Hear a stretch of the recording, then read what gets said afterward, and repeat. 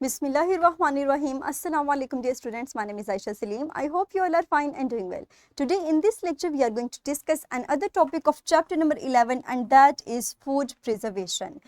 In today's SLO, we'll use different techniques of food preserving like orange juice, apple jam and pickles. अपने इस SLO के कुछ हिस्से को हम आज के लेक्चर में कवर करेंगे, जबकि कुछ हिस्से को हम अपने अगले फर्दर अपकमिंग लेक्चर्स में कवर करेंगे.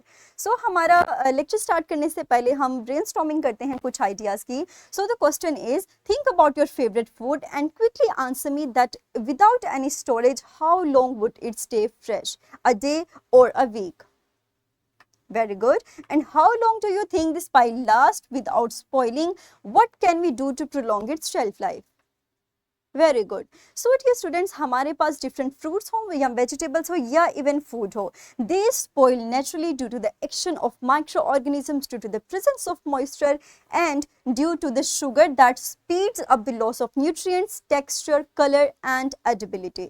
और इसी चीज़ से हम उसको बचाते हैं डिफरेंट फूड प्रिजर्वेशन की टेक्निक को इस्तेमाल करते हुए in order to enjoy the variety of foods in our diet and the fruits that are out off season and also helps them from और हम उसको मजीद बचाते हैं स्पॉइलिंग से. सो बेसिक पर्पस हमारे पास फूड प्रिजर्वेशन ये है कि हम फूड वेस्ट को रिड्यूस कर सकें, उसकी फूड सिक्योरिटी को इंश्योर कर सकें एंड फर्दर हम उसको खाने के यानी इस्तेमाल के काबिल बना सकें. तो हमारे पास फूड इस पर्पस के लिए हम डिफरेंट टेक्निक्स को इस्तेमाल करते हैं. That are the preservation techniques that we are going to discuss in this lecture. So हमारे पास 3 टेक्निक्स हैं. The first one is the juicing, pickling and jam making. The first one इसको हम discuss करेंगे अपने आज के लेक्चर में, रिमेनिंग को हम डिस्कस करेंगे अपने अपकमिंग लेक्चर्स में. सो डियर स्टूडेंट्स, अगर हम जूसिंग की बात करें तो ये एक ऐसी टेक्निक है that is used to extract the liquid from fruits and vegetables by rupturing their cell.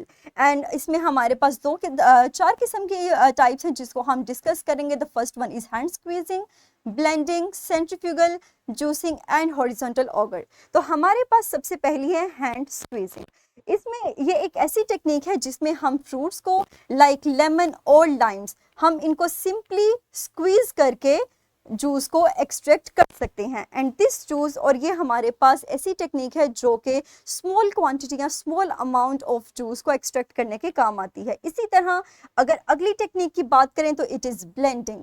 Blending हमारे पास एक ऐसी टेक्निक है जिसमें हम एक मशीन का इस्तेमाल करते हुए मशीन का इस्तेमाल करते हैं जिसमें ब्लेड्स मौजूद होते हैं and these blades crushes the fruits and vegetables that produce thick fibre rich juice.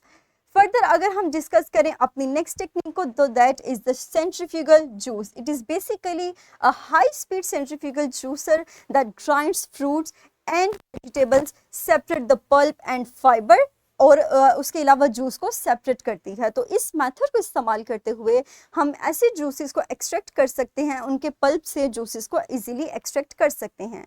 Last technique है हमारे पास हॉरिजॉन्टल ऑगर, जो कि हमारे पास basically low speed horizontal auger है जो कि हमारे पास वेजिटेबल्स या फ्रूट्स में से जूस को एक्सट्रैक्ट करने के काम आता है, specially with minimal heat production. तो ये हमारे पास कुछ टेक्निक्स थी जिनको इस्तेमाल करते हुए हम डिफरेंट जूसेस फ्रूट्स में से जूसेस को एक्सट्रैक्ट कर सकते हैं.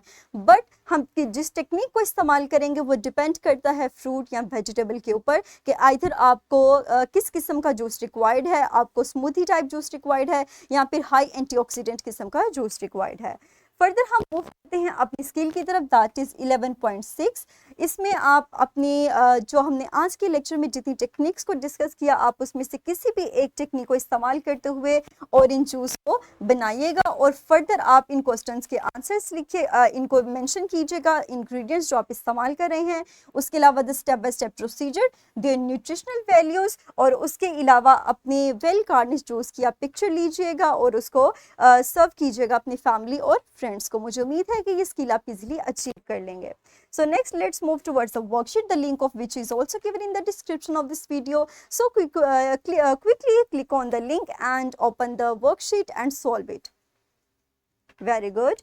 So that's all about today's lesson. मुझे उम्मीद है कि ये लेक्चर आपको क्लियर हो चुका होगा. So इंशाल्लाह अगले लेक्चर के अंदर हम फर्दर अपनी सेकंड प्रिजर्वेशन टेक्निक को डिस्कस करेंगे. So dear students, तब तक अपना ख्याल रखिएगा. Thank you very much and Allah Hafiz.